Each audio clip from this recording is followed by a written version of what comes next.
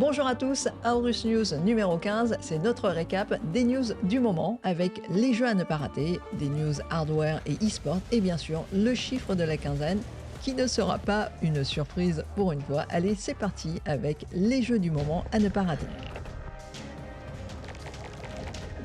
Battlefield 6, c'est l'expérience de la guerre sur le front la plus aboutie de la saga. Les tirs, les assauts, les explosions sont encore plus immersifs qu'avant. Si vous avez un système son 3D, c'est le moment de le sortir et d'en profiter à fond. Le jeu propose une campagne solo qui s'intéresse à des conflits actuels avec pour décor New York ou encore le Tadjikistan, avec 8 missions à remplir. Vous serez un soldat à pied ou encore aux commandes d'engins de guerre. En multijoueur, on retrouve bien sûr des cartes hyper vastes et dynamiques et on pourra jouer jusqu'à 64 joueurs en ligne. Un titre qui décoiffe et à ne pas rater si vous êtes un fan du genre. La suite de Little Nightmares sort ce mois-ci et cette fois-ci, vous pourrez jouer à 2 en coopération en local ou en ligne avec 2 personnages complémentaires. Le jeu est construit autour d'énigmes qui nécessiteront un gros travail d'équipe. On reste dans le même univers enfantin mais baigné dans le fantastique sombre et cauchemardesque, une usine à trauma donc.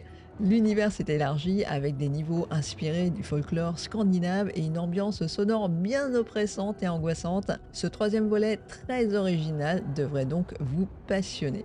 Un autre grand retour, c'est celui de Final Fantasy Tactics. Ce remaster de l'épisode Ivalice Chronicles réactualise ce jeu de stratégie culte avec une résolution en 4K et une interface modernisée. Et mine de rien, même si on garde un bon souvenir du titre quand il était sorti, les temps ont quand même évolué et ce dépoussiérage était bienvenu pour faire découvrir ou alors redécouvrir ce chef-d'œuvre. Le jeu conserve bien sûr son système tactique complexe tout en ajoutant des nouveautés comme de nouvelles classes, un mode défi quotidien et des classements en ligne. Comme vous pouvez vous en douter, ce jeu est passionnant et si vous tombez sous son charme, vous allez y passer beaucoup de temps. Allez, on passe côté news maintenant. La mauvaise nouvelle du moment, c'est l'augmentation du prix du Game Pass.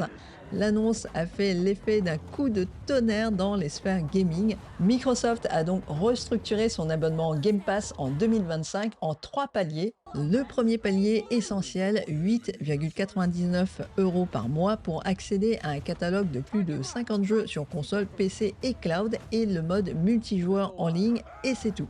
Ensuite, vous avez le palier Premium, 12,99 € par mois qui ajoute un catalogue plus conséquent de 200 jeux sur console, PC et cloud, des nouveaux jeux publiés dans l'année de lancement, donc pas en Day One, c'est ça qu'il faut comprendre, et quelques avantages comme la priorité dans les files d'attente.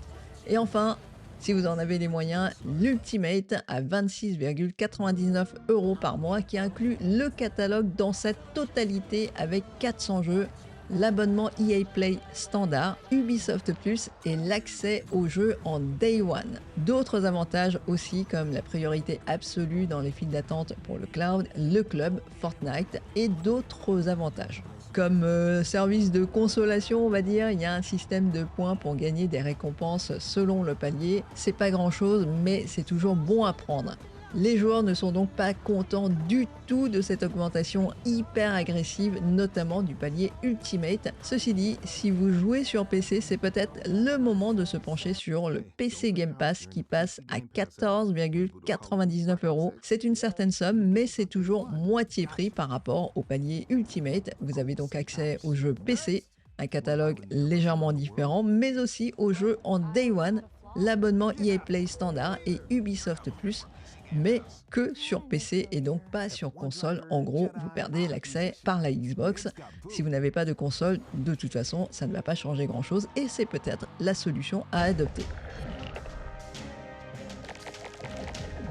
Et pour profiter de tous ces jeux du Game Pass payés à prix d'or, il faut bien un moniteur à la hauteur. L'écran Aorus FO27Q5P est enfin sorti. C'est un moniteur capable d'afficher jusqu'à 500 images par seconde, à condition bien sûr d'avoir le PC capable de livrer toutes ces images. C'est un modèle en 27 pouces QD OLED avec une résolution en 2K et au-delà de ses capacités techniques exceptionnelles, c'est surtout un moniteur haut de gamme très agréable à utiliser. Il est compatible HDR 1000 nits pour un contraste impressionnant grâce au QD OLED. La dalle est un régal pour les yeux avec des couleurs chatoyantes et des noirs hyper profonds. L'immersion est totale et en plus, il est compatible FreeSync Premium Pro et Nvidia G-Sync. Si vous avez envie de vous faire plaisir ou bien si parce que vous êtes un joueur de compétition et que vous avez besoin du meilleur, essayez cet écran.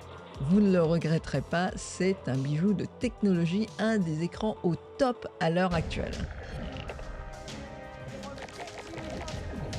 Allez, on passe à la grosse news côté e-sport. La compétition Valorant Champions 2025 s'est passée en octobre à Paris, à l'Accor Arena. NRG a remporté la finale face à Fnatic en 5 manches très serrées, 3-2. L'équipe américaine a fait le spectacle pour 18 000 spectateurs sur place et plus d'1,4 million en streaming simultané. Un succès fou donc et une belle victoire pour NRG, sacré champion de Valorant. Et bien sûr, côté e-sport, ne ratez pas l'Evo qui se passe en France à Nice. La grande compétition de Versus Fighting est le rendez-vous à ne pas manquer pour tous les fans de la discipline. Pour faire simple, c'est la compétition la plus prestigieuse en Versus Fighting depuis sa création en 2002. Les combattants devront s'affronter sur Street Fighter 6, Tekken 8, Guilty Gear, Strive, Grand Blue Fantasy, Dragon Ball Fighter Z et Fatal Fury City of the Wolves. On vous parle des résultats dès la prochaine édition. Le chiffre de la quinzaine, c'est 45% selon une étude Newzoo. 45% des jeux en solo AAA ont été publiés entre mi-août et mi-novembre depuis 2021. C'est un phénomène que vous avez sûrement dû remarquer si vous suivez l'actualité des jeux vidéo. C'est donc sans surprise, mais cette étude a au moins le mérite de chiffrer ce phénomène. Bien sûr, la principale motivation, ce sont les fêtes de fin d'année, époque propice à la dépense. Et cette année 2025, pendant cette période, on a donc droit à Silent Hill F, Borderlands 4, Dying Light The Beast, Ninja Gaiden 4, Terminator 2D No Fate, Hell is Us, Chronos The New Dawn, Gears of War Reloaded, Metal Gear Solid, Solid Snake, Lost Soul Aside. Et côté console, c'est le fabuleux Ghost of Yotei qui sort, Super Mario Galaxy 1 et 2 et bien sûr Metroid Prime 4 normalement prévu début décembre. Et la conclusion de Newzoo, c'est d'encourager les éditeurs à répartir leurs sorties plutôt en début d'année. Comme ça permet d'éviter toute la concurrence qui se passe en fin d'année. Après, est-ce que les éditeurs vont écouter? Est-ce que les joueurs vont suivre dans leurs achats? Ça, c'est une autre histoire.